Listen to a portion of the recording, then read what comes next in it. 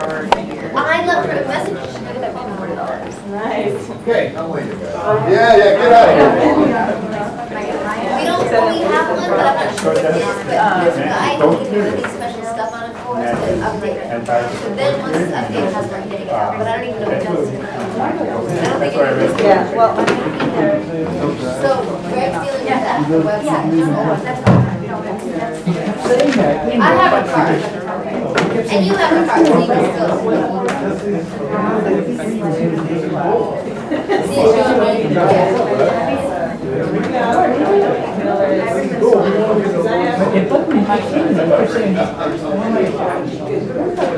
Okay, I have a sign-up sheet here. All you have to do is cross out your name if you're here.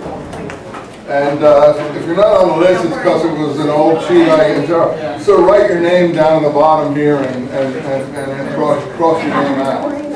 And you guys who are graduate credit, put your name in there and cross it out. Okay. What are the problems? Anything happening that's a problem for you guys so far? We're not going fast, as you see. In fact, we're going like snails. Honestly, I'm not in a rush. You know, the main thing is to do well, and I don't care how much work you do. I'm not here to force people to work. I know it sounded confused and a little bit like off the, you know, off the cuff or whatever you want to call it, the last couple of classes, because what I'm trying to do is get everyone on the same level quickly in terms of having a common background. And I think hopefully that, you know, it's really dumb to start something when you don't even know who Abraham was or Isaac or what the biblical books were or what the time frame of something was. So I tried to go through all that. That takes a bit of time, more or less successfully, as you can see. So we're now going through Daniel, and we shall finish Daniel obviously in the first part of this class. And then we'll move on to the Maccabee books and so on. So we should be moving up quicker. What should you be doing? Just read the books yourself once or twice. And also, you know, read as far into Josephus. We'll get into Josephus up to about page 150 in the Jewish War, if you're using the Penguin version, by the midterm. And then the second part of the class will work on the scrolls. So if you want to read ahead or anything, what else should you do? I'm happy if you just absorb this material. I mean, you know, just loaf in this class and work hard in your other classes. That's fine. I'm not after huge activity, just absorption of good ideas. Now, if you want to read any of the books I've given you, if you want to read the James book, it's tough reading. You want to read the second part of that New Testament code, which really overlaps a lot of stuff that we're going to do in the second part of this course. If you want to read anything, any of those essays in Dead Sea Scrolls and the First Christians, there's a lot of things, particularly Maccabees, Zadokites, Christians, and Qumran, which you told me, or a few people told me, is selling for $1,500 or something on the used book. I wish I'd kept around 30. See, you're really stupid. You know, one should really keep about 30 copies of such things, and then you could cash in. I actually could probably, you know, like O.J. Simpson, I should go and raid some of the houses of my former students and get my books back. You know? No, I sympathize with him. I really do. I think that he's a man, like I told you last time, of an earlier age, caught in a modern society that doesn't suit him. And I understand his anger, and I mean, you shouldn't be doing maybe some of the things that he does or doesn't do, obviously, but I understand. He's an alpha male. I understand where he's coming from. If I could be like him and I'd get caught and stuff like that, maybe I would be too, but I've learned to be bourgeois and middle class. So, you know, and I've learned to dress. Well, he's a good dresser.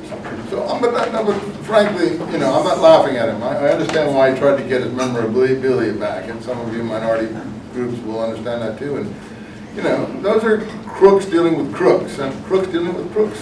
You know, they use strong arm methods with each other. So I don't think the law should be involved in regulating things like that. That's their business.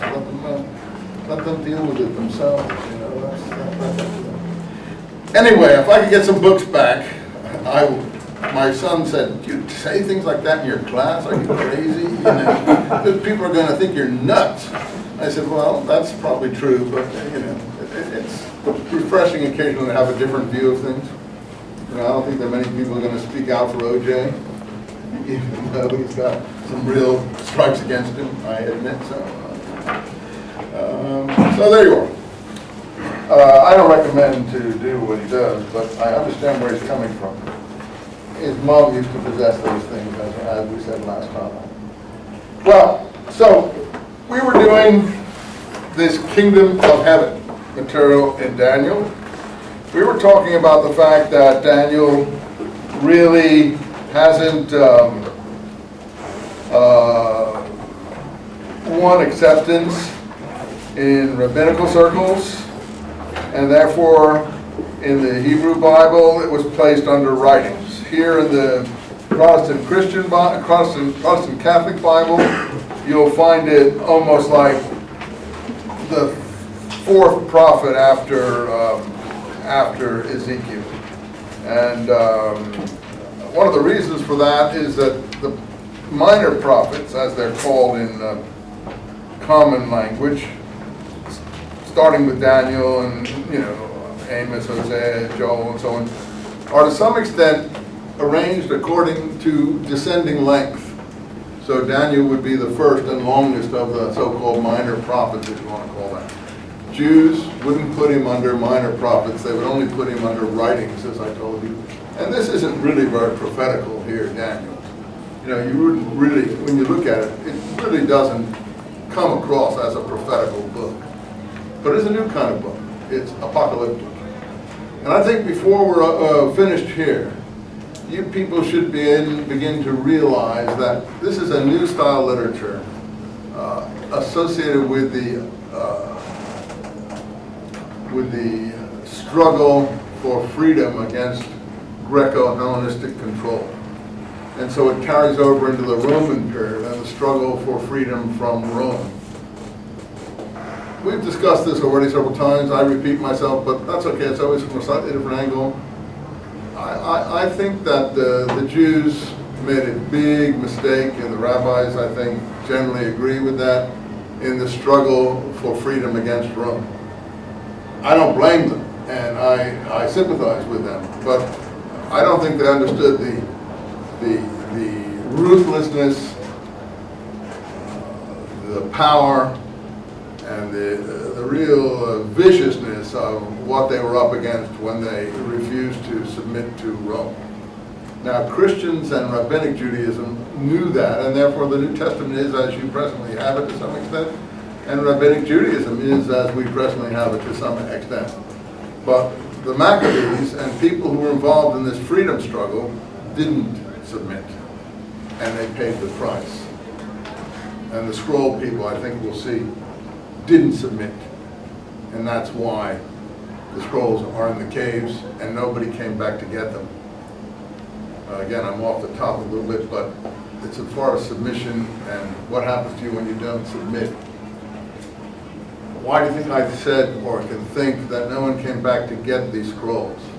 Well, look, it isn't as if it's a big secret that they're there. People who were working there, living around there, involved in that movement, whatever was going on there, knew that they were in those caves, that they'd been in the caves. They must have fled very quickly before advancing military power, probably, and they didn't have time to take anything away with them, and nobody then came back.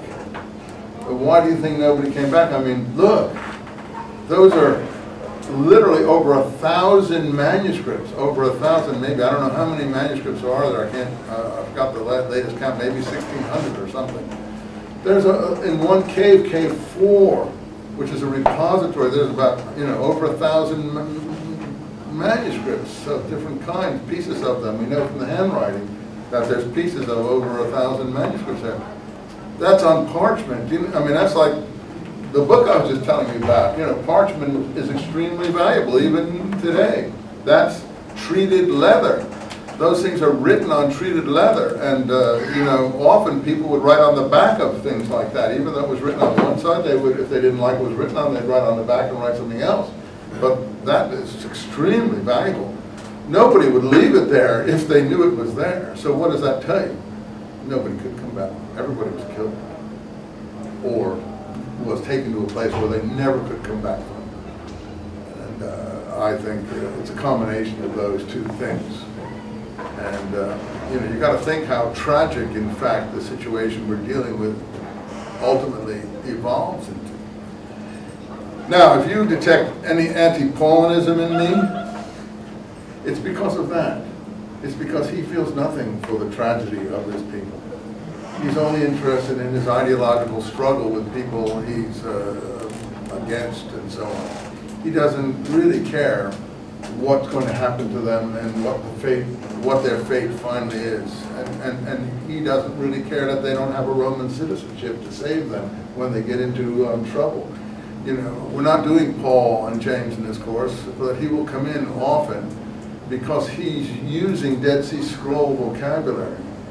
And he is clearly aware of the scroll type materials just from the language he uses. Now, if you're a Christian or some other person who knows and deals with or even likes Paul, you won't maybe be aware of that, that he knows this movement and that he is deliberately representing it in a pretty negative way.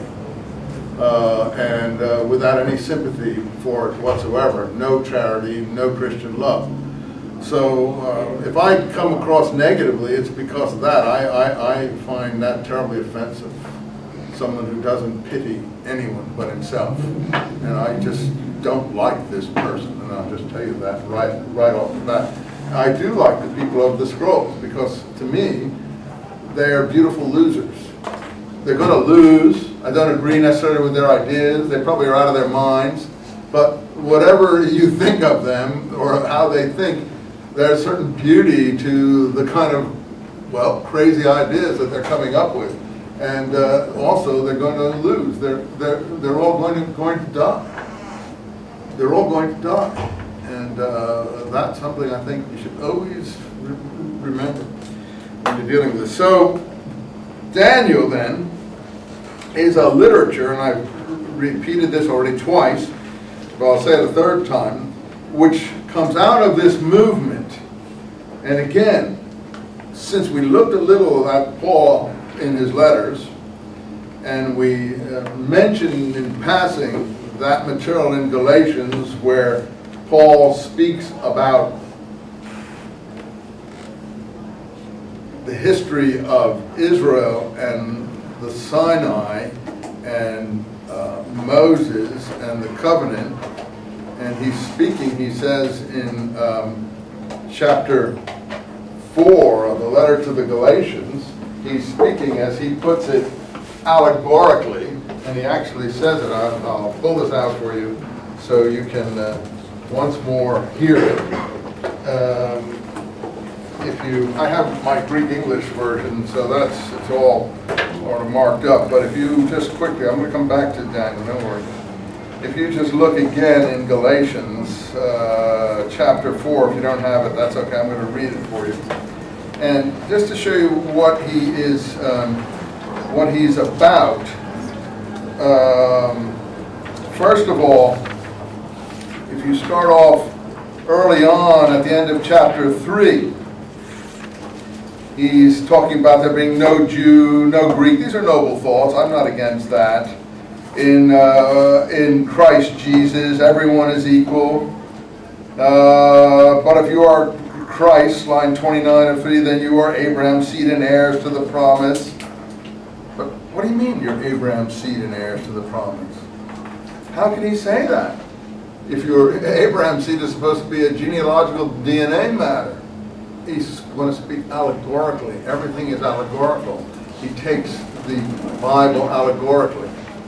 Now, I mentioned in passing somebody who is his older contemporary of his, who also takes, by the way, the reason I'm on this tangent here is to talk about freedom and slavery, which is what Daniel is about and what the Maccabee books are about. That's why I'm off on this tangent. Allegorically, there's an older contemporary of Paul living in Egypt, a very rich Jewish family, the richest in Egypt, called Philo of Alexandria. Now, we mentioned him already, but his main approach that pays to Scripture, and almost all his work is called the allegorical approach. The allegorical approach, he didn't have a New Testament at that time. And he's just using the stories of Abraham, Isaac, Jacob, and so on. And he's taking them as allegory because he considers himself a sophisticated person. So he considers himself a sophisticated person, and those stories are a little bit too primitive for his taste as a cosmopolitan. His family controls the Red Sea trade to India. In other words, it controls the spice and silk trade down the Red Sea all the way over to places like,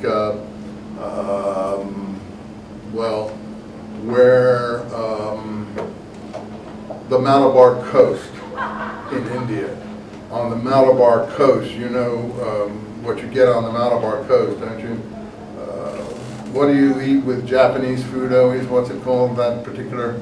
Wasabi. Yeah, but what's it we call in English? What is it? What is it?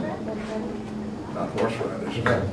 Wasabi is a specific spice. What is it? I can't remember the name now. Maybe ginger. Ginger. It's ginger. So, huh? Okay, pardon me. You're right. You're right. I'm talking about the yellow stuff, not the green stuff. Yeah, the wasabi is what you're saying, some other sort of hotish stuff. But the yellow is ginger, right? And it's little twigs. I mean, I've been in those places in India, and I've seen these stalls where they sell all of that. So Philo's family controlled that whole commerce. And we'll see that the Herodians are going to be mixed up with Philo's family. And Philo's family, Philo's nephew is mentioned in the book of Acts. Do any of you know, remember from my class or otherwise what that fellow's name is? I think it's Acts 3 or 4. He's governor in Palestine in the 40s. He's supposed to be persecuting Peter and early Christians. Acts calls him Alexander. Acts calls him Alexander. He's Tiberius Alexander. He's Philo's nephew. Now, Josephus mentioned, that's why all this is really important for us. Josephus mentions Tiberius Alexander in his works, particularly the Antiquities, but also the Jewish War. He tells you who he is. And he says he was a backslider from Judaism who went over to the Romans. So he also became one of the ideal Roman. Josephus is a backslider too, but he doesn't feel like he's left Judaism. Tiberius Alexander has. So he becomes a Roman civil servant, the epitome of a Roman civil servant. So Acts portrays him in the 40s as persecuting early Christians, like Peter, after the ascension of Jesus and so on. I think it's in Acts 3. But later, Josephus has him where? What's he doing later in Josephus? So he was governor in Palestine in the 40s sometime. What's he doing later? He is Titus's aide-de-camp at the siege of Jerusalem. And when Vespasian, we've talked about Vespasian and Titus enough, now I don't have to keep repeating who they are. The year is what? 66 AD CE. When Vespasian is brought to 68 is when Vespasian actually comes. But when Vespasian and Titus, his son, come and start to put down the revolt after it's initially successful in 66 and 67 and 68, the siege of Jerusalem begins. When he goes to Rome to become emperor, who goes to Rome to become emperor?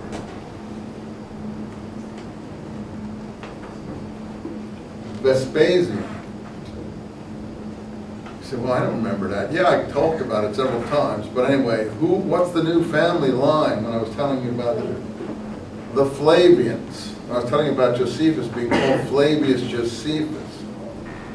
He's adopted into the new imperial line for services rendered. I'm trying to make up some sketchy areas here, okay?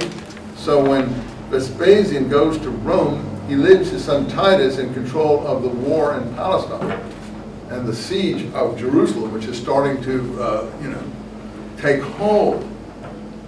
But the man that he leaves with him to make sure he doesn't make any mistakes, and who's now considered a general in his army, is Tiberius Alexander, Philo's nephew. So there's a little incestuous group here, all knowing each other, all involved with each other. And I think Paul is among them, frankly. And Paul, I'm sure, knows Philo in terms of his work anyway. He's intellectually highly thought of enough that he would know him. And there may be more connections than that. I'm not going to go any further than that. But so when we get Paul talking here, and as he does all the time, you see, you read this for uplift. I read this for clues. I'm not in church or synagogue or mosque. I'm in university looking for answers, not spiritual answers, but historical answers. What the scrolls are, what Paul's relationship to the scrolls are, who Jesus was, if we can even get a hold on that, and so on and so forth. What the Maccabees were doing, and what Daniel has a relation to it. So, to my mind, we're looking for clues here. So, look. First of all, I mean, everything in Galatians is totally interesting. I think I told you about chapters 1 and 2 last time. But here we are in chapter 3, and it's just like one thing after another. I wouldn't even know where he's talking about being justified by the law, and the righteous shall live by faith. Look at that, 3:11. The righteous shall live by faith is interpreted in the letter to James differently than Paul interprets it here. It's from Habakkuk 2:4. Habakkuk 2:4 will be interpreted in the Dead Sea Scrolls. It'll be one of the most important documents in the Dead Sea Scrolls. So you see, everything forms a complex of materials here. And look at this. But the law is not of faith, but the man who has done these things shall live by them. There he's quoting another passage in Deuteronomy or someplace. But Christ redeemed us from the law's curse, being made a curse for us. And he then picks up this thing, cursed be anyone hung upon a tree. So through some fancy rhetoric, rhetorical gymnastics, he's got it that the law is a curse. What he means by that is the law in Deuteronomy hands out blessings and cursings. And some people are cursed and some people are blessed depending if they obey the law. So he automatically realized that he's not obeying the law, and the people he's involved with aren't obeying the law, so they're under a curse. That's what he's compressed there. But he hasn't told you what his compression is about. I can take Paul and uncompress him. You know how you have a file on your computer and you uncompress it and so on? I can uncompress him. He's compressed everything, but he hasn't told you that he's compressed these things. And no preacher is going to uncompress him either for you. So here we get this idea that Christ redeemed us from the law's curse, being made a curse for us. And then he goes on, cursed is everyone hung upon a tree. We're going to find that in the Dead Sea Scrolls too, but the interpretation is not going to be like Paul makes it here. Cursed be anyone hung upon a tree is going to be in the Dead Sea Scrolls. It'll be in the Martin Pesher. It'll be in the Martin Pesher. What I'm trying to do is there's a circle here. That Abraham's blessing might come to the Gentiles in Christ Jesus, and so on and so forth. We can go on and on. I'm trying to get to where we want to get to. But to Abraham and his seed the promises were spoken. We're going to hear about Abraham and his seed in another Qumran document. I say this now, the covenant settled first by God to Christ, the law which came forth 430 years after. We're going to hear about numbers like that in the scrolls. In any case, I can't read it all to you, but all of this is interesting. For if the law had been given which was able to give life, indeed righteousness would have been through the law. So now he's moving to another philosophical, theological idea, righteousness. How do you attain righteousness? Now, the Qumran people are going to say it's through the law. And he's going to say, no, it isn't. It's through Christ Jesus. So this is a theological debate here. So the law doesn't give righteousness. So all the time he's, whatever you feel, whether he's right or wrong, he may be right. I don't know. I don't know if the law gives righteousness or it doesn't. I probably think nothing gives righteousness. But anyway, the people who follow the law think that, and he thinks his way. But if you're of the people who are following the law, then all this is really insulting, as I've told you. Really insulting. I mean, you can't get more insulting than this. The law is a curse and things like that, and righteousness doesn't come from the law.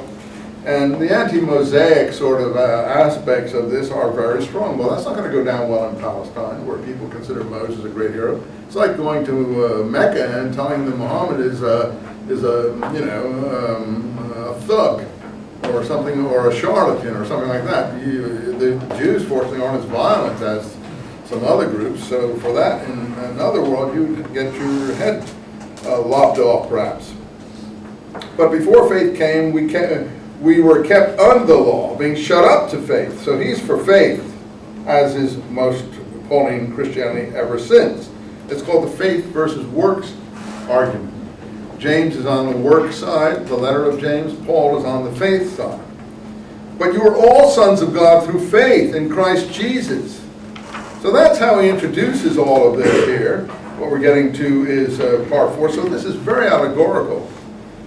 Chapter 4. For as long a time as the heir is an infant, he does not differ from a slave. We're getting the idea of slavery. So we're moving into the idea that to be under the law is to be a slave. I guess the Jews would be called servants of the law. He's calling it slaves of the law. So that he might redeem the ones under the law, so they may receive sonship. But because you are sons of God, sent the Spirit of His Son into your hearts, crying, Abba, Father, and so on and so forth. So you are no longer a slave, but a son. See, it's all rhetorical gymnastics, whether right or wrong, I'm not saying. Maybe it is right in your view. It's not the point. It's still clever, what we would call rhetoric. I think Plato would have called it sophistry or sophisms. None of it is proved. It's just very artful, pleasing, impressive, sort of quasi-argumentation, the way lawyers do in courts and things like that. He's very well trained. So you're no longer a slave, but a son, and so on and so forth. So now that you are known by God, how can you turn to the weak and poor principles to which you again desire to be enslaved? Now, these weak and poor principles that he's speaking about are the seasons, the times, and so on. So he considers attachment to the law weakness and slavery. Again, a lot of people would be upset in his time, maybe not in ours. Now, we read this a little bit last time, but you carefully keep the days and months and times and years. Of course, we've just gone through the Rosh Hashanah Yom Kippur season. We're in this Tabernacle Sukkot season. These are part of the things he's talking about as beggarly principles, poor principles, principles that bring slavery. Well, not to the people celebrating these things. So he says, I'm afraid that somehow I've labored in vain regarding you. In other words, I tried to explain all these things to you, but the minute I go away, you fall back and so on and so forth.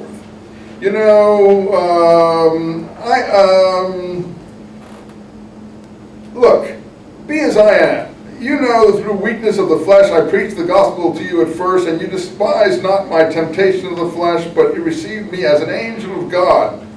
But apparently, when I left you turned away from me. So at the beginning, you received me like an angel. After that, you left me. 16. How then can I, your enemy, be by telling truth to you? Which is a very important thing. They see him now as an enemy. And we're going to find out that there's an enemy in these materials that we're talking about. Some teacher is called an enemy. Now he's saying some people see him as an enemy. And I think we did a little bit of this last time. They are zealous after you, and then the actual Greek is zolotson, not rightly to exclude, they desire to exclude, that you should be zealous, zelote, after them. To be zealous, zelusase, is right at all times. But it is right to be zealous and a right thing at all times, and not only when I'm present with you. So here he's making it clear that these people who are being alienated from him, playing on the word zealot 3 times, are zealots. That he is playing on the most important concept that they have, zealotry. And I'll show you, for instance, in Acts 21:21, where when Paul comes to Jerusalem and meets James, if you look at that's why it's important to have the Greek available, even though we don't know Greek, most of us. But if you have a interlinear, you can look at the Greek word, since you all know about sororities and fraternities and things like that, or you're taking mathematics, and you can read the actual Greek letters and you can see what the actual Greek word is. And on the next day, line 18, Paul went up with us to see James. This is what we call the we document because it's in the we form, we, us. Third person, singular and plural. Who's narrating this? Probably someone called Luke, a traveling companion of Paul, a doctor from North Africa. And all the Presbyterian, all the elders, the Presbyterian is the actual Greek word, assembled. And they greeted us. And we told them how God had worked among the Gentiles by his ministry. And they glorified God.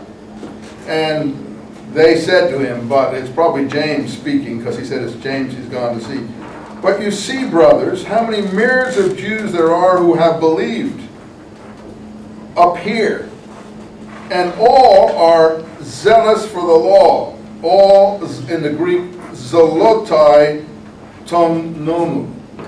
So all are zealous. So that shows that the majority of people up in Jerusalem who follow this movement led by James are zealous for the law.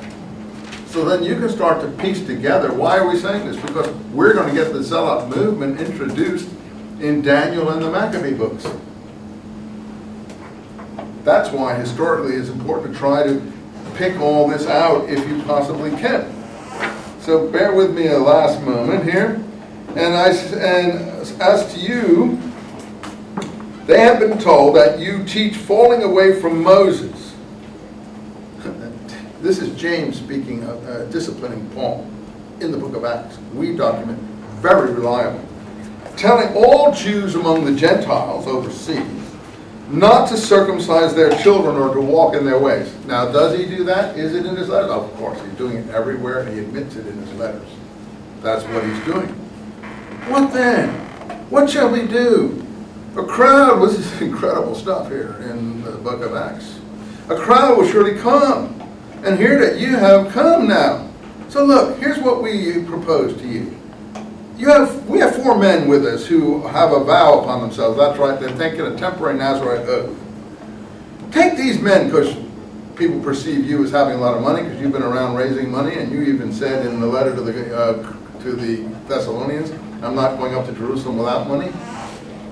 And I said at one point, don't forget to remember the poor, that you quoted me in Galatians. Take these people, be purified, pay their expenses so they can shave their heads, just like the Hajj in Mecca. After they took this Nazarite oath, they shaved their heads. And there's a certain amount of money connected with such procedures. So all may know that the things that they've been told about you are not so, but that you yourself also regularly walk in an orderly way, keeping the law. He doesn't, and he doesn't regularly do it. But as to those of the Gentiles who have believed, we have written, as we said in chapter 50, this is definitely James talking now, in the royal we, judging they should observe no such thing, only to keep themselves from things offered to idols, blood, and what is strangled, and fornication. We'll talk about those things later. 26. Then taking the men on the next day, Paul purified himself with them, went up into the temple so as to declare, fulfilling the days of the purification. So he is willing to do this obscure Nazarite oath to show that he still regularly observes the law, and he's not telling others not to observe the law, and this oath is 7 days. But when the 7 days were about to be completed, the Jews from Asia, that is where he's been preaching, Asia Minor, today's Turkey, saw him in the temple and stirred up the people. And of course this book is anti the Jews who are doing this, but if you flip it and go on the other side and see it from their point of view, you might not feel that they're wrong to say this. Cry out, men, Israelites, help! This is the man who teaches all everywhere, against the people, against the law, and against this place. And now he's bringing Greeks into the temple and has defiled this holy place. Now, I don't say they're right in thinking the way they do, but you have to see Jerusalem in those days like Mecca today. The same thing could happen to you if you walked into Mecca today and were teaching against Muhammad. In fact, worse could happen to you. Anyway, a huge riot ensues, the Roman soldiers come and take him, etc., etc. Let's go back here. Why I'm reading that? Because he's playing off this zealot idea. And if you read all the way through Galatians, you'll see the thing he's angry about is they're circumcising his communities. And that's the thing we just heard about in Acts. You know, that unless you're circumcised according to the law of Moses, again, I'm not for or against, I'm just showing you what the arguments are here. Okay, you are my little children, for whom I labor in pain.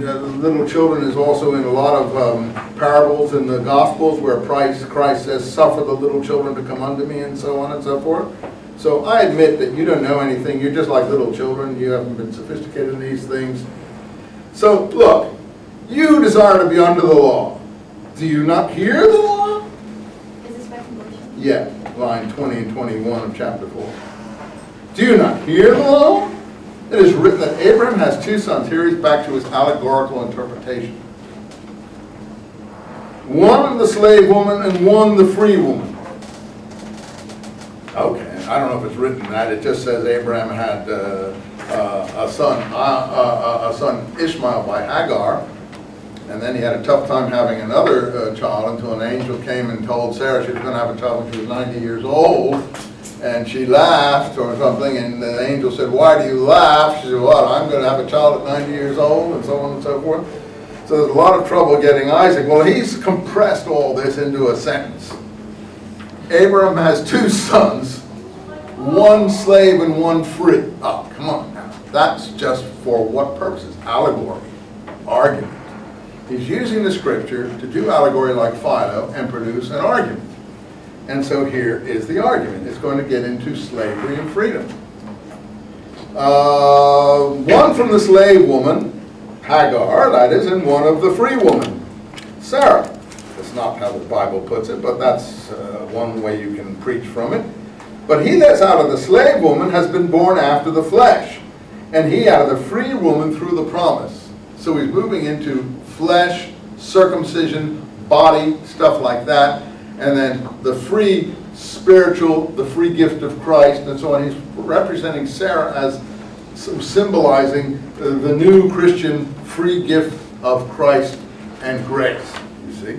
You don't see these things because he compresses. We're trying to uncompress. And then he gets to the point that he wants to make, that he mentioned the promise beforehand, which is Christ. Which things are allegory? Line 24. So these are allegories, and he's using the allegorical method of Philo of Alexandria. And there are 2 covenants. Now I'm getting to the point of the allegory. One from Mount, we did this already, I'll do it quick. One from Mount Sinai bringing slavery, meaning slavery to the law, because Mount Sinai is where Moses got the law. Again, people who follow the law wouldn't think that's true. And this is Hagar, and I told you before, this is not Hagar. The Jews don't consider themselves descendants of Hagar. The DNA wouldn't even bear that out. So it's all allegory, and he's flipped it all around, reversed everything. And for simple-minded people who don't care about fact or anything like that, it works. It's all very beautiful, colorful argumentation. But the final but of it all is that, you know, freedom and slavery for Paul are freedom and slavery to the law. Where freedom and slavery now, starting with Daniel and the Maccabees books, are going to be freedom and slavery to Rome, which is why, if you could do what Paul did here, you'd survive. Rome would not crucify you. Well, crucify Jesus, we think, but didn't crucify Paul. Well, maybe did. His fate is unclear there. But in any case, the people who follow this survive in the Roman Empire. The rabbinical Judaism that's not interested in fighting Roman power, and Christianity that is following the Pax Romanum, they can survive. So going on here, Hagar is Mount Sinai in Arabia and answers to the present Jerusalem. So this Jerusalem here, Jewish Jerusalem, that's really Hagar, the Arabs in Sinai. And she is in slavery with her children. But the Jerusalem which is above is free, that's us. Allegorically, that's us. Which is the mother of us all, for it has been written, and then he goes back to Scripture, Isaiah, rejoice, O unfruitful one that does not bear, break forth and cry, you have no birth pains, because more are the children of the deserted ones than of her who was the husband. But brothers, we like Isaac are children of the promise. But as then he who was born according to the flesh persecuted him who was born according to the Spirit, now he's getting into the story of Abraham, Hagar, and Isaac. If you recall, Sarah's upset because she says that she doesn't want her son, Isaac, playing with Hagar's son Ishmael because Ishmael's, plays too rough or something. She doesn't even say that. She just said, I don't want my son playing with the children of the slave woman. She actually shows herself to be not a nice person. And the Old Testament is not trying to portray her as particularly nice. So then Abraham forces Hagar and Ishmael to leave. But the Old Testament is not cruel to Hagar and Ishmael. It's portraying it more or less that these people are more in the right than Sarah, who is taking advantage of Abraham's simple-mindedness, which I don't follow any of these stories anyway, but I'm just telling you that's how the story is being presented. Now he's flipping it. He's saying, oh, okay, he's jumping a step. He's saying, oh, that born according to the flesh, well, that should be Isaac according to the flesh. And no, that's Hagar and Ishmael. Hagar and Ishmael is for him according to the flesh. He persecuted Isaac. That's why Abraham threw him out. This is crazy stuff. But he can get away with it because he's speaking allegorically. And also, people who follow this are just impressed by the beauty of the verbiage and the rhetoric, which is astonishingly creative and extremely agile. So people are like awestruck. Oh my God, this is incredible stuff. But the flipping that goes on is quite amazing too. So then he goes, supposedly he's saying now, Ishmael persecuted Isaac. According to him, I don't see any indication of that any place. But in any case, Ishmael's very sweet. He doesn't hurt anyone as far as the Old Testament stories go. But that's how he concludes there. And what he's saying is that Jews are persecuting us Christians now. And so, we're like Isaac. We're being persecuted by people of the flesh, people who circumcise themselves. This is crazy stuff. I mean, wild stuff. I mean crazy in terms of not nice. I mean crazy in terms of wild.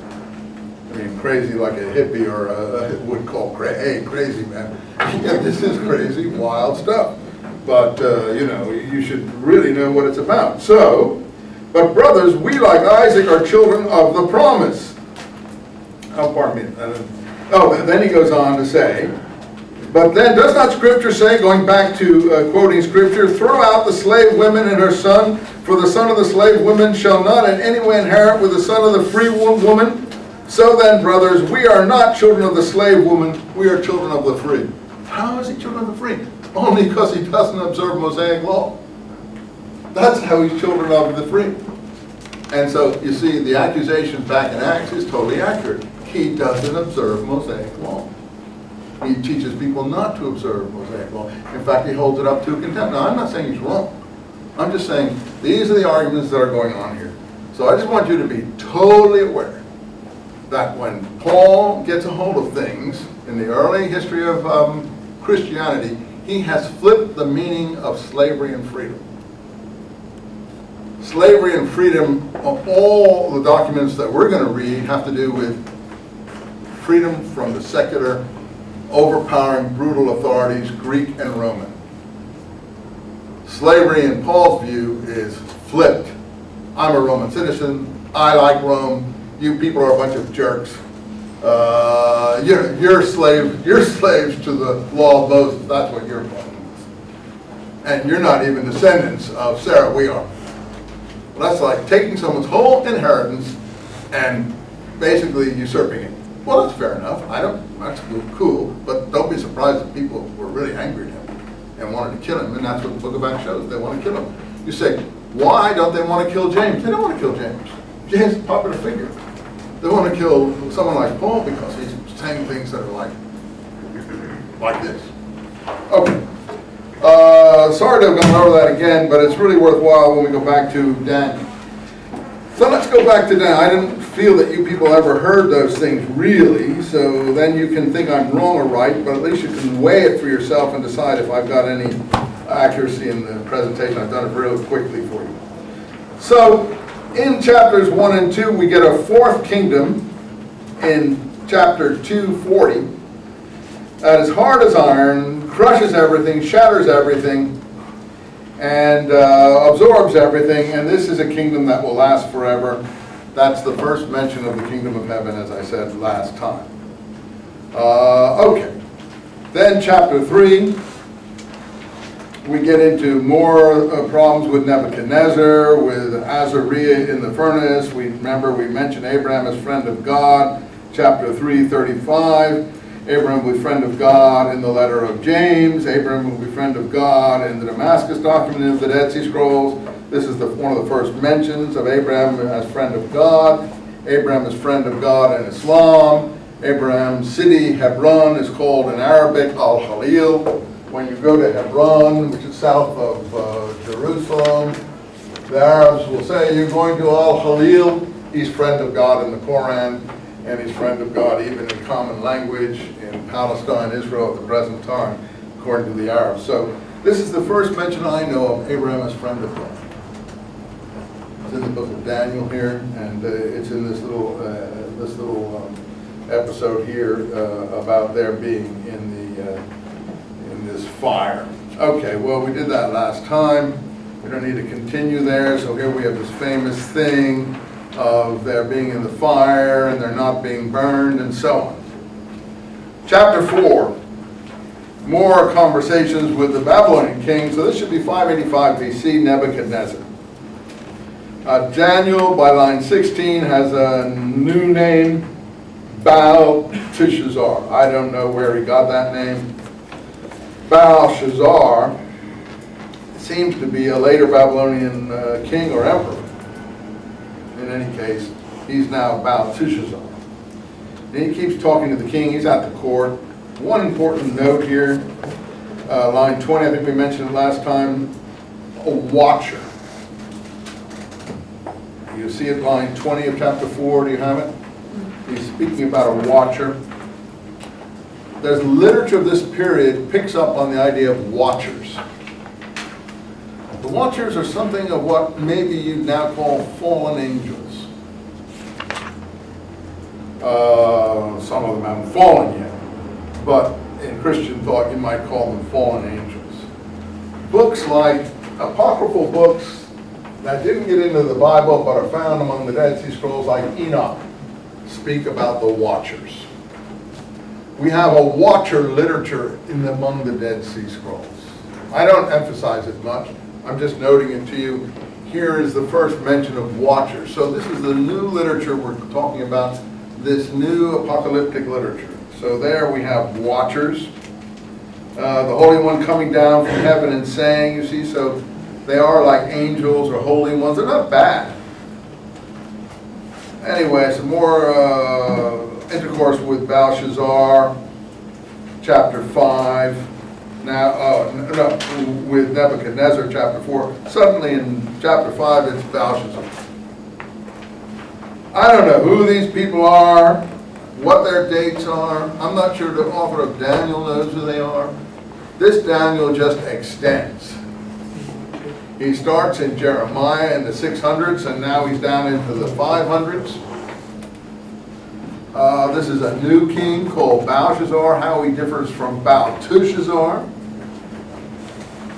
who once again were mentioned in line 12. The king had renamed Daniel Baal-Tishazar. How that differs from Belshazzar, I have no idea.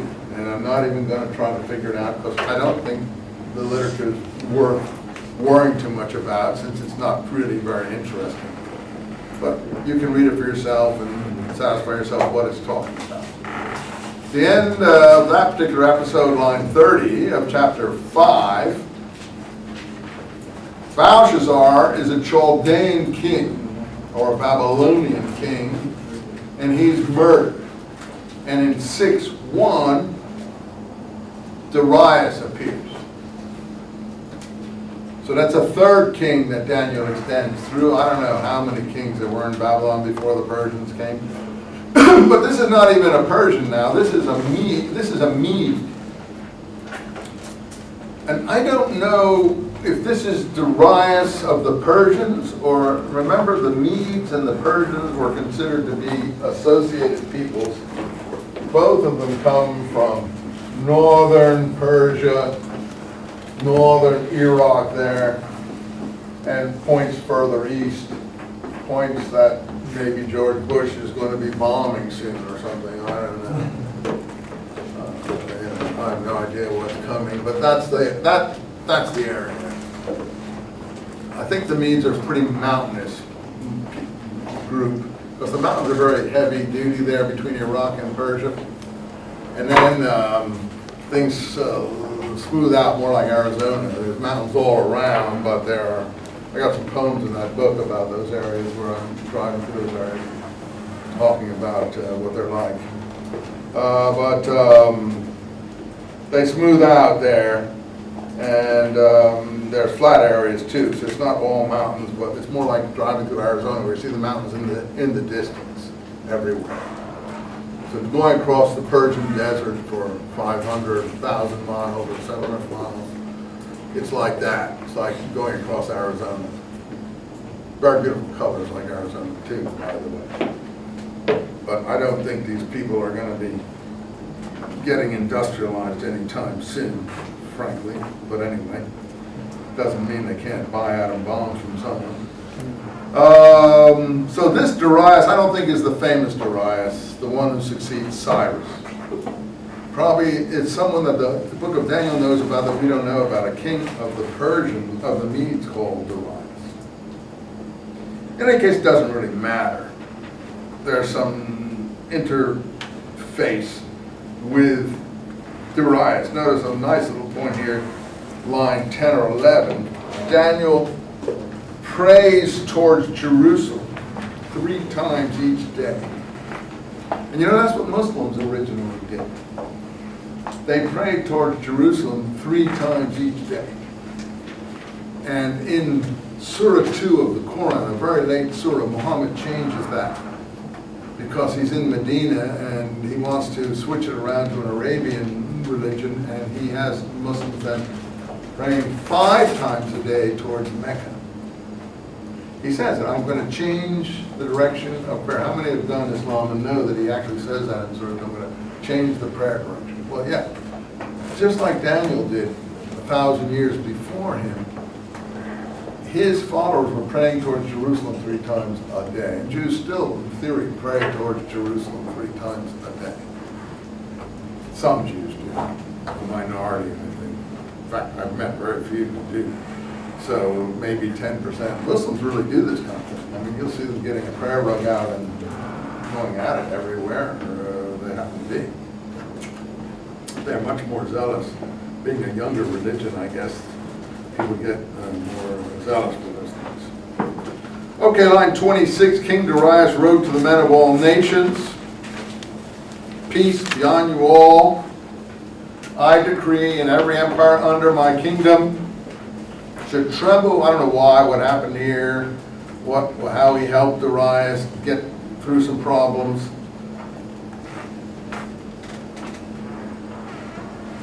Let all fear the God of Daniel. This is a very pro-national Jewish book, interesting. He is the living God.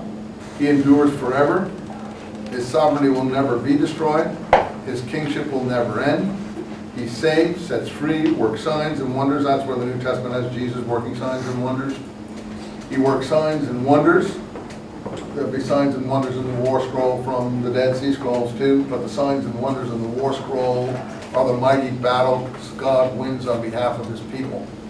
The signs and wonders in the Gospel are the curings, raisings, and exorcisms that Jesus does. These are the mighty works and wonders that he does that Horizon and Bedside should have believed a long time ago if they had understood the significance of these curings, raisings, and exorcisms. So that's another switch as we move down in time into a more Hellenistic universe. The signs and wonders become more popular sort of things, not the battles God wins on behalf of people. I don't mind, whichever you like is fine. So I'm just showing you how things change. And here it's already mentioned that he does signs and wonders in the heavens and on earth. This one sign of wonder, I guess, was saving Daniel from the power of the lions. Now, in classical literature in the BC period, I don't know if you've ever seen any mosaic floors and things, but I've actually seen mosaic floors where lions leap on the back of deers and stuff and bite them in the haunches. That was considered the sign of death. Lions leaping on the back of deer and other kinds of... Have you ever seen in the African savannas, if you've seen those nature birds, the lions always jump on the zebra's back. Some grab the throat, and the others jump on the back and bite the back or the haunches for some reason. So, you see, he has saved Daniel from the power of the lion. The lion's bite is like death. So Daniel in the lion's den, that's resurrection. So that's a sign, resurrection. Okay, that's a big time sign. I'll go along with that as a big time sign. By the way, I don't believe it. This is good literature. I'm not against it. It's inspiring, interesting literature. I don't think anybody got saved from the lion's den or fire or anything like that. But good writers write good literature. That's why this is in the literary section, the writings. This is good literature.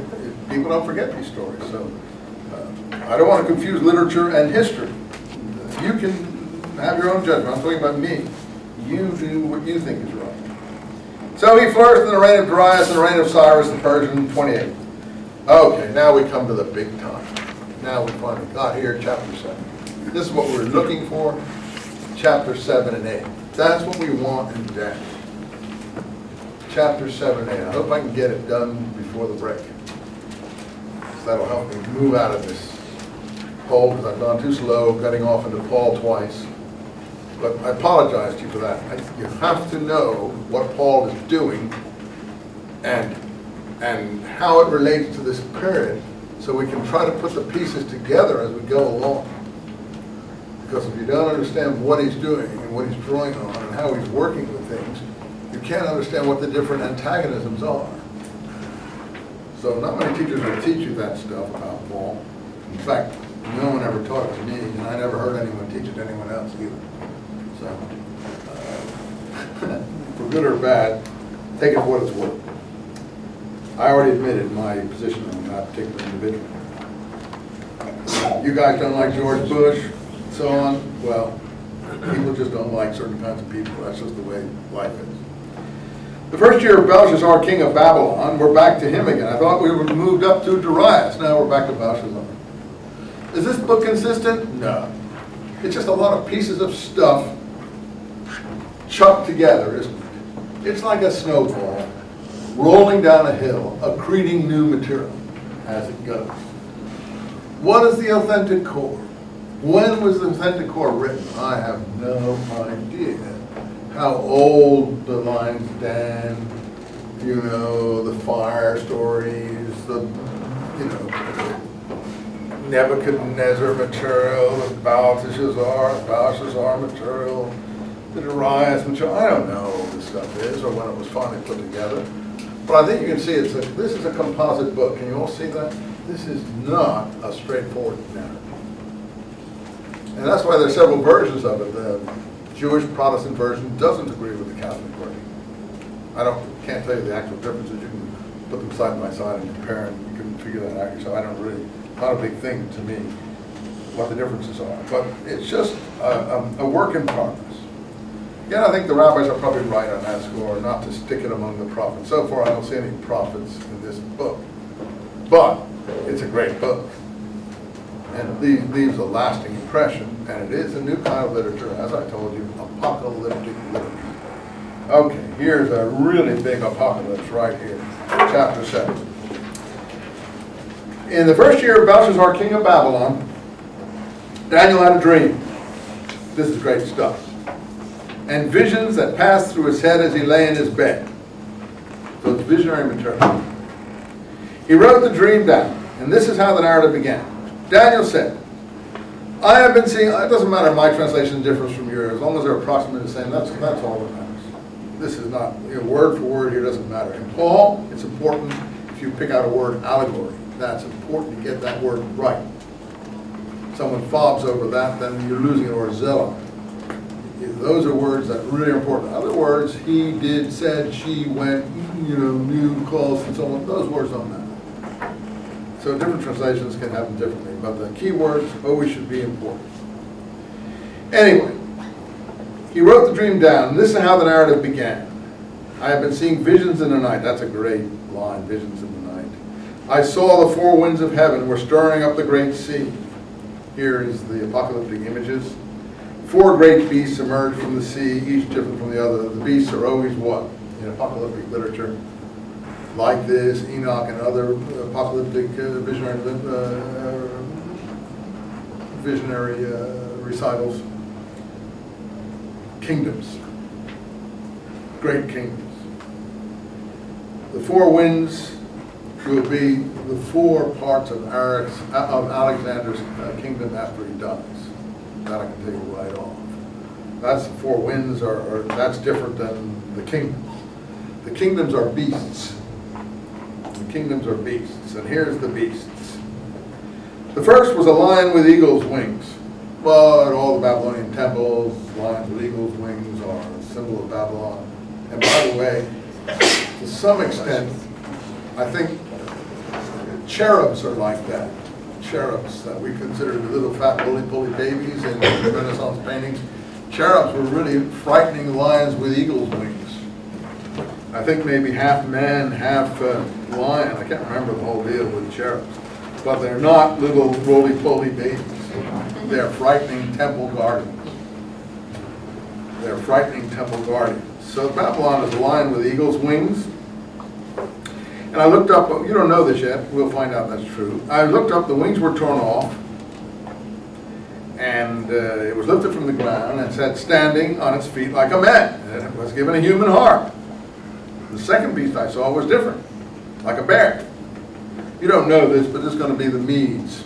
I don't know much about the Medes, I told you, but this book seems to. And it has 3 ribs in its mouth, between its teeth. Well, that's the 3 kings. The Babylon, the 2 wings are the 2 kings before the Medes come. Then the 3 are the you say, how do you know this? Well, I'll show you in a minute. You should know it already from reading this book. Of course, preachers like to make it Russia, China, Bin Laden, I don't know, who's that guy in Venezuela? What's his name? Chavez, I don't know. But that's the problem with this literature. You can interpret it any way you want, and people like to apply to their own time, obviously. So do the people who wrote it. Their time. So let's do it their time, not ours.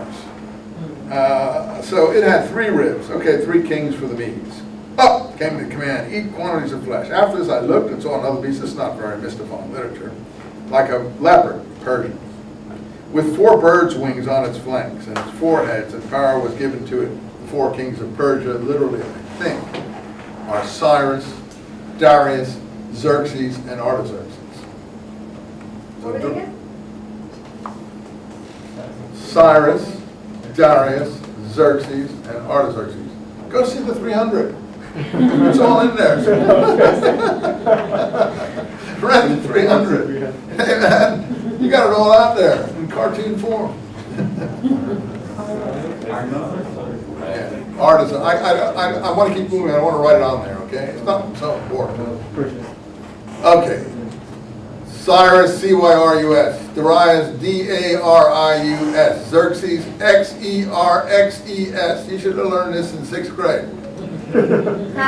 Artaxerxes, A-R-T-E-X-E-R-X-E-S. Didn't they teach this in 6th grade anymore? Don't they teach ancient history? No, I guess they teach minority history. Oh, well. Yeah. I'm not against minority history, and so on, but you should teach classical history still. Something has to get the boot, obviously, if you're going to bring in some other stuff. Okay, never mind. Boot this out. We got to do it here. So the leopard is 4 birds' wings. That's perching. Next, I saw another vision. These always end at the same point. The 4th beast. This is always the big shot. We had it up. Are you waving to me? You're going now? You're leaving? No.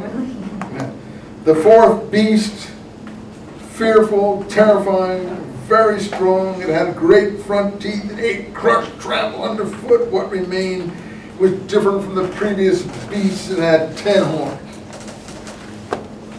This 4th beast is always Alexander the Great.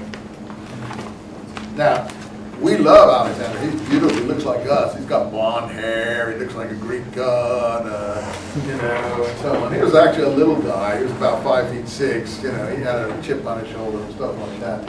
He might have been good looking. They tried to make him look like Apollo or something in old coins. I don't know how good looking he was or he wasn't, but he always looked like Elvis Presley to me. If you look at the coins, it looks like Elvis Presley. Are you going? Is that you have to go? Go! You two get out of here. You're taking too long. Where are you going? We have rehearsal. What are you rehearsing? Anything good? Greek tragedy or something? No, we're singers. What are you singing? It's for a coffee house thing. Coffee house thing. You guys should all come. Sort of like indie rock kind of stuff? No. It's a little jazz and spiritual stuff. Oh, okay. Fine. Fine. Swing Low, Sweet Chariot sort of thing? Yeah. See you next week. Thank you. All right. Well, don't forget to remember who that Alexander looked like Elvis Presley. We forgot. Yeah.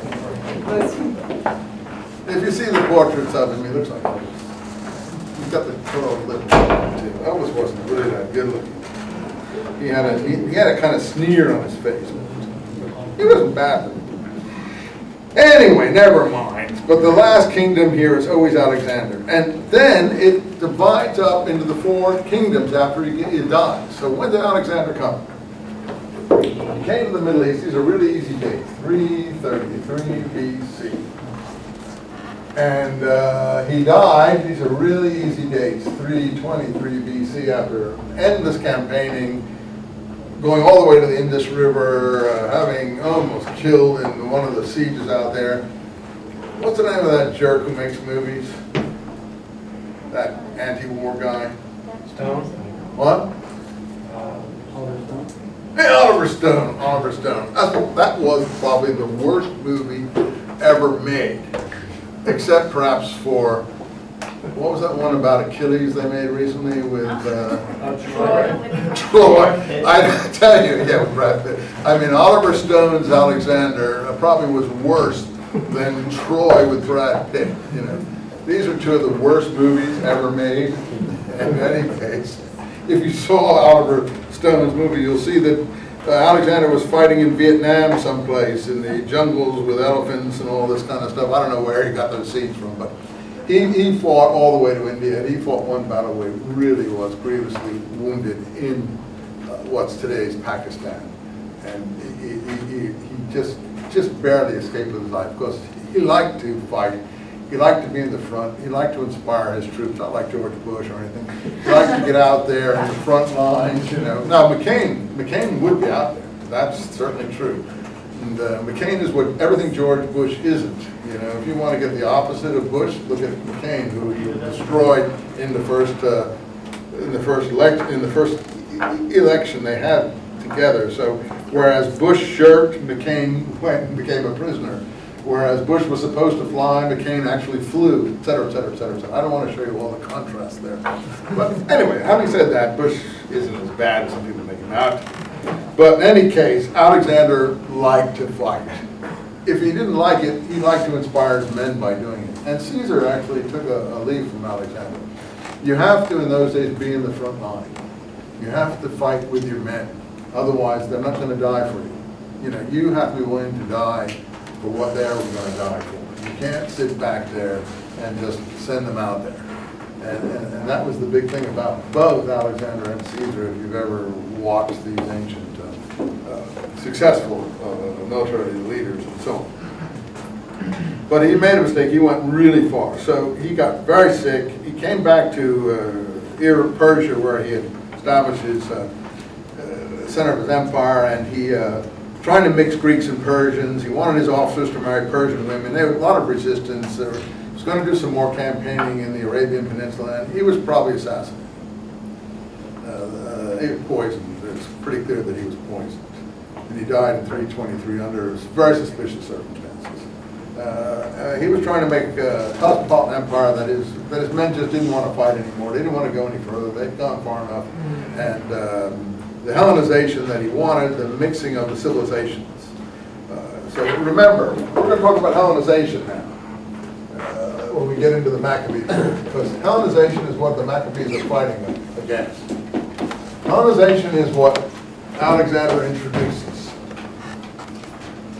Now, Hellenization is different. To Hellenize is not the same as Hellenic civilization. Hellenic civilization is classical Greek. Hellenistic civilization is the civilization of Alexander the Great, a melding of Asian and Greek civilization in a kind of new cosmopolitan format. So this is what he was trying to do, and he was quite successful, even though he was just a young kid. I think he was about 17 or 18 when he started. I think basically he was killed in his early 30s. I don't think he was more than 32 years old when he was either assassinated or died of his wounds or whatever. So these things all end with Alexander the Great. So when he would die in 323 under secure circumstances, his empire that had just been conquered from the Persians, and the Persian king ran and left the field, and there's a lot of stuff on the History Channel about that that's really good stuff. And there's had a lot of presentations of Alexander and his campaigning where he rides behind the Persian lines while his other generals are attacking the front, and he goes after the actual Persian king who's sitting in his camp, and it's just like petrifying for the Persians to see this crazy kid riding at the head of a band of cavalry that are out of their minds with warlike enthusiasm, and they all break and run, and the whole Persian army runs after him. That's how he conquers his empire. I mean, he's fighting against odds that are like 10 to 1. And just quite incredible military leader, and very audacious. But that empire is only ephemeral. It just came in a moment and it's gone. But it lasts to some extent in that mainland Greece is one part of it. That's one of the kingdoms. Asia Minor, where Paul is working later on, is another part of it. And then the two other parts are Syria, which extends up into Persia, and Egypt, where Alexander had some interesting experiences with the gods down there, who he claims greeted him as the son of God. In fact, it's Alexander is one of the first people to promote this idea that he is the son of God, that he's not actually the son of his father Philip. So as we get into Christianity, this becomes more and more important, that the ruler has to be a son of God. But Alexander goes to one of these oases, it's called Silwa in Egypt, where he makes a trip for 30 days by himself, where he greets the ram god in Silwa, and supposedly the ram god told him that he was his son. And he promoted this ever after, that he was, that's where he was amalgamating all the different deities together. Alexander's a really interesting story. If you've never read it, you should read it. You'll find it in lots of different books from that period that were written about Alexander. You can always Google it up and find it, but I think Plutarch will have material about it, and some of the other Greek historians celebrate all these events in his life. I think there was a guy who starts with A, I can't remember his name, but it will come to me, who wrote, I think it's Appian or something. Anyway, he wrote the life of Alexander. And there are several Greek Roman lives of Alexander. So it's really interesting. It's better than reading about, you know, Madonna or something like that. So the two generals that inherited the kingdoms of Syria and Egypt, which are the areas we're interested in this course, and in the Middle East, we're not really interested in the Greek kingdom or the Asia Minor kingdom per se. The one who inherited the Syrian kingdom was known as Seleucus. He's one of Alexander's generals. The one who inherited the Greek kingdom was known as Ptolemy.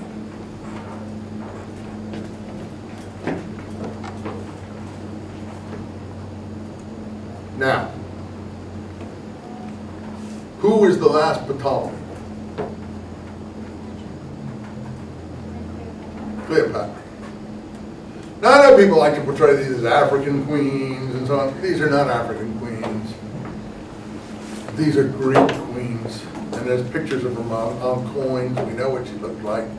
The ones that I've seen, she's a scrawny little sort of, you know, ugly creature, but she might have been overgrown by the time that particular coin was minted. Maybe she was better looking in her younger days, because she had a lot of success with men.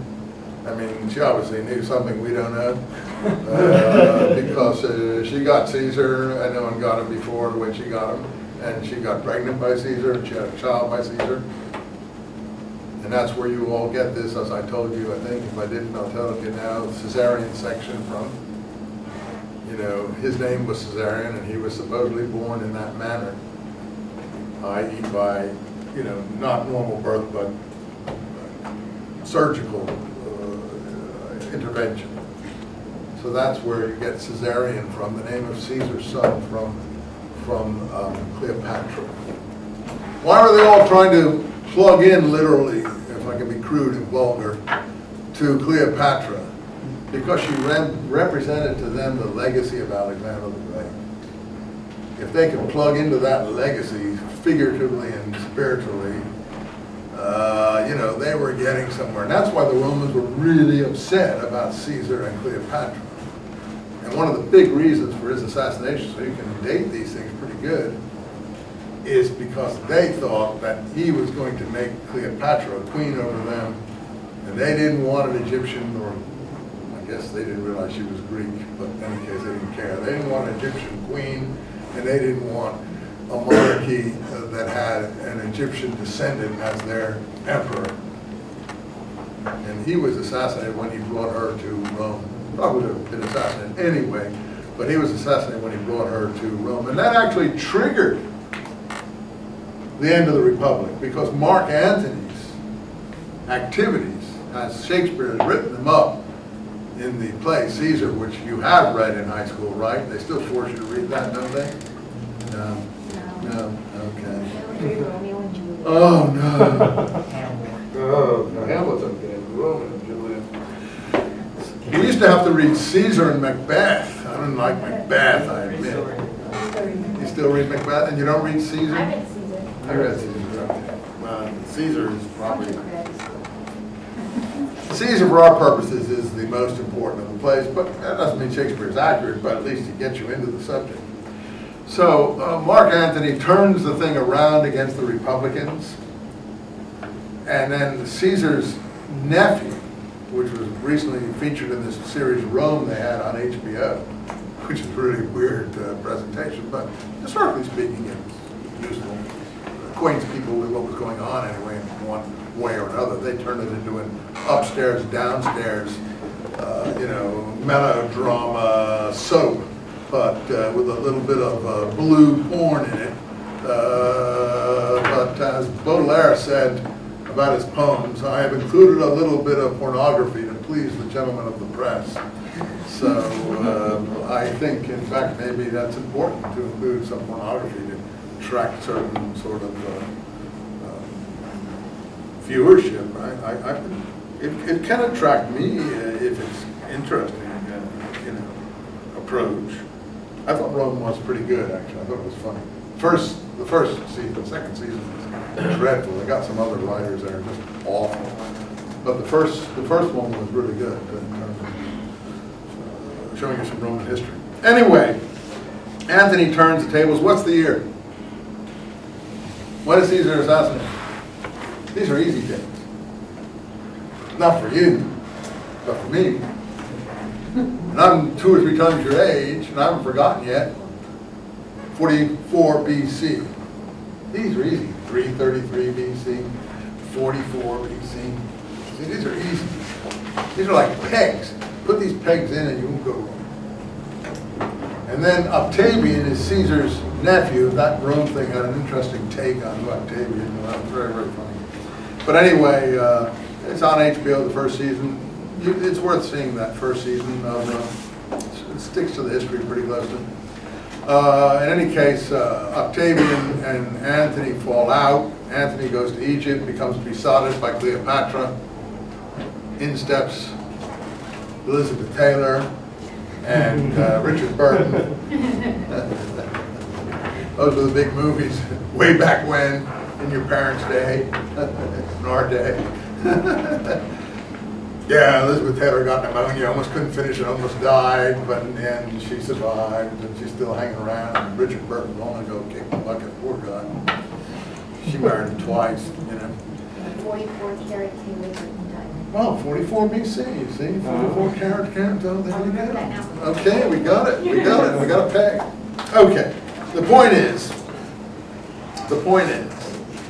that he gets, the Battle of Actium is where Antony runs away and goes back to be with Cleopatra, and she sort of deceives him and he kills himself, and then she lets the snakes bite her and she kills herself and so on. But finally, Octavian becomes Augustus, and that's the real big Roman Empire. That's around 31 BC.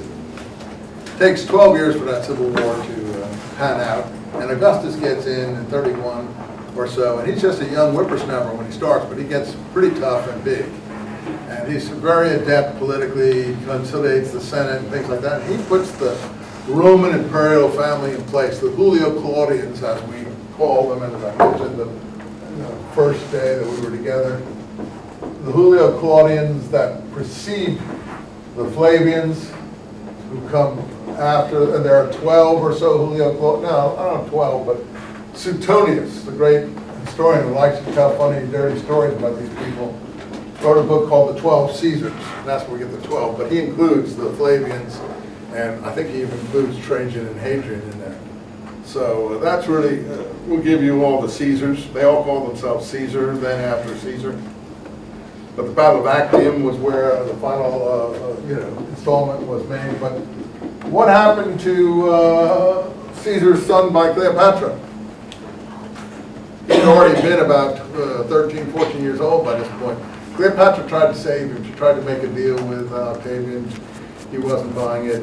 He fled. In the Rome thing, they have a big fight over him and so on and so forth. And they take him to Rome, but that's not what happened. They killed him and chucked him down a well someplace.